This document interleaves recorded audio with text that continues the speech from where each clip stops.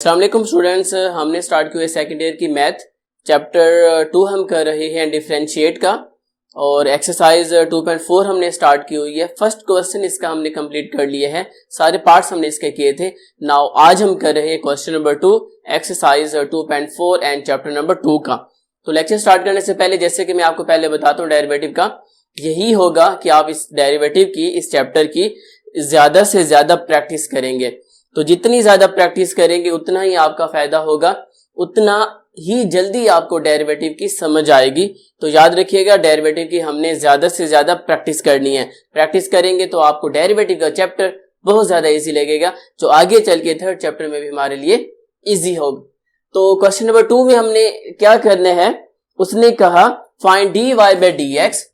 मुझे dy by dx का answer चाहिए इफ फर्स्ट कंडीशन में उसने बोला है 3x plus 4y 3x plus 4y plus 7 and is equal to 0। जी ये कंडीशन है। अब सो सिंपल, हमें y का हमें डेरिवेटिव लेना है इस कंडीशन का।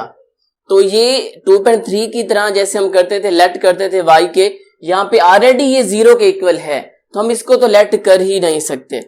सिंपल क्या कर लेंगे, लेफ्ट का भी डेरिवेटिव ले लेंगे और राइट का भी हम डेरिवेटिव ले लेंगे। तो मैं क्या करूंगा, लेफ्ट का भी डेरिवेटिव ले लूंगा यानी 3x प्लस 4y प्लस 7 यहाँ पे bracket and is equal to d over dx, 0 का भी डेरिवेटिव यानी हमने क्या किया, differentiate with respect to x on both side. अब डेरिवेटिव के अंदर अप्लाई कर लेंगे, d over dx 3x plus d over dx 4y और प्लस d ओवर dx 7 और d over dx 0 same as it is. अब यहां पे कांस्टेंट वेरिएबल से मल्टीप्लाई हो रहा है तो हमने क्या सीखा हुआ है, इस सूरत में कांस्टेंट बाहर आ जाता है और हम डेरिवेटिव लेते हैं x का। यहां पे कांस्टेंट मल्टीप्लाई हो रहा है वेरिएबल से, बिकॉज y भी हमारे पास वेरिएबल होता है। तो 4 को मैंने बाहर लिखा और y का मैंने ले लिया derivative with respect to x, और अभी 7 को सेम एज इट इज ही रहने दें, सबका हम इकट्ठा ही डेरिवेटिव ओपन कर लेंगे। अब हम सोल्व कर लेते हैं। 3x का derivative with respect to x 1 होता है, 4 वैसे का वैसे। y का derivative with respect to x क्या है, सेम यही नंबर होगा जो यहाँ पे मेंशन है, क्योंकि ये हल ही नहीं हो सकता। 7 का डेरिवेटिव 0 और 0 का डेरिवेटिव 0 बिकॉज 7 कांस्टेंट है, कांस्टेंट का डेरिवेटिव 0 होता है और 0 कांस्टेंट है, कांस्टेंट का डेरिवेटिव भी 0 है। अब 3 multiply 1 is 3 plus 4 dy by dx is equal to 0, ये भी 0 खत्म हो चुके हैं। अब मुझे dy बाई dx का आंसर चाहिए जो खुद ब खुद आ चुके हैं, ना कि मैंने लेट किया था y के। तो इसके साथ 4 मल्टीप्लाई भी हो रहा है और प्लस 3 भी हो रहा है। तो मैथ के रूल के मुताबिक सबसे पहले क्या करेंगे हम स्टूडेंट्स, प्लस 3 को वहां पे लेके जाएंगे तो ये क्या हो जाएगा, माइनस का 3। अब डेरिवेटिव को तो हमने अकेला करना है, इसके साथ 4 मल्टीप्लाई हो रहा है तो 4 को खत्म करने के लिए क्या करेंगे हम, जो यहाँ पे नंबर मल्टीप्लाई हो रहा है वो वहां पे जाके डिवाइड हो जाएगा। तो बिल्कुल इजी पार्ट था फर्स्ट शॉर्ट क्वेश्चन में जो यहाँ पे कंप्लीट हो चुके हैं। अब हम कर लेते हैं सेकंड पार्ट क्वेश्चन नंबर 2 का, वो भी सेम है, इजी है। 2 में उसने कहा एक्स वाई प्लस वाई का square, x y plus y का square and is equal to 0। हमें उसने ये कहा कि डेरिवेटिव हमने फाइंड आउट करने हैं, जबकि ये कंडीशन है x y plus y square is equal to 0, already ये इज इक्वल टू है। तो अब हम यहां पे इसको लेट या वाई के नहीं करेंगे, इसको सिंपल सोल्व कर लेंगे। Now differentiate with respect to x on both side, मैंने लेफ्ट का भी डेरिवेटिव लेना है और राइट का भी डेरिवेटिव लेना है।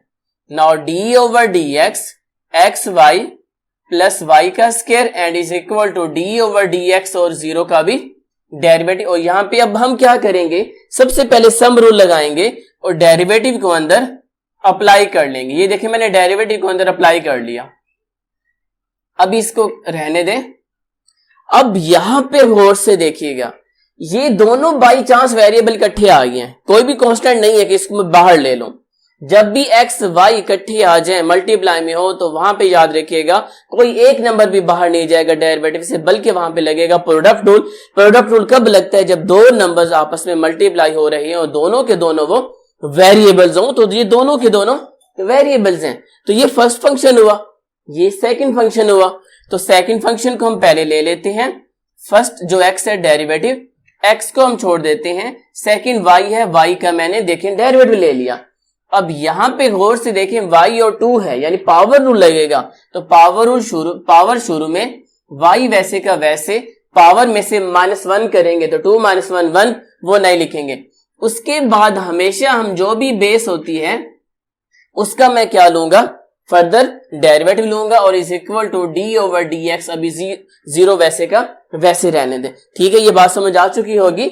यहां पे मैंने लगाया प्रोडक्ट रूल, सेकंड फंक्शन को छोड़ा, फर्स्ट का डेरिवेटिव, फर्स्ट को छोड़ा, सेकंड का डेरिवेटिव, पावर रूल है 2 शुरू में, y वैसे का वैसे, पावर में से हम यहां पे लिख लेते हैं, पावर में से -1 किया और फर्दर लिया डेरिवेटिव बेस का, जो मेरे पास ये कंडीशन सामने आई है। अब हम इसको आगे सॉल्व कर लेते हैं। ये y है। अब देखिए x का derivative with respect to x क्या होगा? 1। x वैसे का वैसे, इसको मैं हल नहीं कर सकता। 2y, 2 - 1 1, वो हमने नहीं लिखा। ये dy/dx वैसे का वैसे, और 0 का हमारे पास आ गया डेरिवेटिव 0। कांस्टेंट का डेरिवेटिव इज ऑलवेज 0। अब y मल्टीप्लाई y हो गया। x dy/dx वैसे का वैसे, x dy/dx और प्लस का 2y dy/dx and is equal to 0। अब मुझे आंसर किसका चाहिए? dy/dx का। तो यहां पे dy/dx कितने हैं? 2 हैं। तो अब क्या करेंगे हम? एक मुझे dy/dx चाहिए, तो यहां पे 2 है। तो मैथ का रूल ही यहां पे अप्लाई होगा कि जब दो नंबर सेम आ जाए, दरमियान में प्लस जमाने से, तो हम उसमें से वो नंबर बाहर ले लेते हैं कॉमन। तो ये y वैसे का वैसे, इसमें से मैंने dy/dx बाहर ले लिया। किस गर्ज से? कि मुझे dy/dx का आंसर चाहिए जो सिर्फ 1 होना चाहिए, ना कि 2। तो दोनों को मैं ऐड कर ही नहीं सकता था क्योंकि इनके साथ जो कोफिशिएंट है वो चेंज है। तो मैंने दोनों में से dy/dx कॉमन ले लिया। अंदर क्या रह जाएगा? x, और यहां पे क्या रह जाएगा? प्लस का 2y, और ये 0 वैसे का वैसे। अब dy/dx के साथ ये नंबर मल्टीप्लाई भी हो रहा है और ये नंबर ऐड भी हो रहा है। तो मैथ के रूल के मुताबिक अभी dy/dx के नंबर को यहां पे रहने देते हैं, y वहां पे जाके -y हो गया। अब ये dy/dx के साथ मल्टीप्लाई हो रहा है x + 2y, तो इसको हमने खत्म करना। ये देखिए हम dy/dx अकेला बचा, ये नंबर वहां पे जाके स्टूडेंट्स क्या हो जाएगा? डिवाइड। तो ये मेरे पास dy/dx का आंसर कंप्लीट हुआ, जो मेरे पास एक इजी पार्ट था। नाउ पार्ट नंबर 3, क्योंकि मैंने आपको यही प्रॉमिस किया हुआ है कि हम डेरिवेटिव में एक एक पार्ट करेंगे, तो मेरी यही कोशिश है कि आपको एक एक पार्ट ही करवाया जाए। Now part number 3 is x² - 4xy, x का square -4xy and plus -5y and is equal to 0। हम इसको चेक कर लेते हैं एक दफा। x का स्क्वायर -4xy और -5y is equal to 0। Okay, अब क्या करेंगे? सिंपल वही डेरिवेटिव को अप्लाई करेंगे। Now differentiate with respect to x on both side. तो अब क्या होगा? x² यानी d/dx x² -4xy माइनस का 5y and is equal to, right पे भी मैंने डेरिवेटिव ले लिया 0 का। अब डेरिवेटिव को अंदर अप्लाई करेंगे, सब्ट्रैक्ट है यहाँ पे d/dx x² minus d/dx 4xy और minus d/dx 5y and is equal to d/dx and 0। Okay, अब यहां पे हमने सोचना है कौन सा रूल लगेगा। अभी किसी पर भी डेरिवेटिव ना लगाइए क्योंकि कांस्टेंट मल्टीप्लाई हो रहा है, कांस्टेंट मल्टीप्लाई हो रहा है वेरिएबल से। तो पहले हम इसको ले लेंगे बाहर कॉमन। तो इसको अभी ऐसे ही रहने दीजिए, 4 बाहर ले लीजिए कॉमन, डेरिवेटिव लेंगे हम एक्स वाई का, 5 बाहर ले लीजिए और डेरिवेटिव लेंगे हम y का and is equal to d/dx and 0। अब डेरिवेटिव को अप्लाई कर लीजिए। पावर रूल लगे, x² का डेरिवेटिव क्या होता है? 2x। हमने बार बार सीखा होगा। अभी हमने प्रीवियस पार्ट में एक्स वाई का डेरिवेटिव लिया था, दोबारा एक्स वाई आ गया, लेकिन इसके साथ 4 मल्टीप्लाई हो रहा है। तो क्या करेंगे, क्योंकि एक्स वाई दोनों ये वेरिएबल्स हैं, तो हम इस सूरत में 4 को बाहर ही रहने देते हैं और एक्स वाई का ले लेते हैं डेरिवेटिव, जिस पे लगेगा प्रोडक्ट रूल।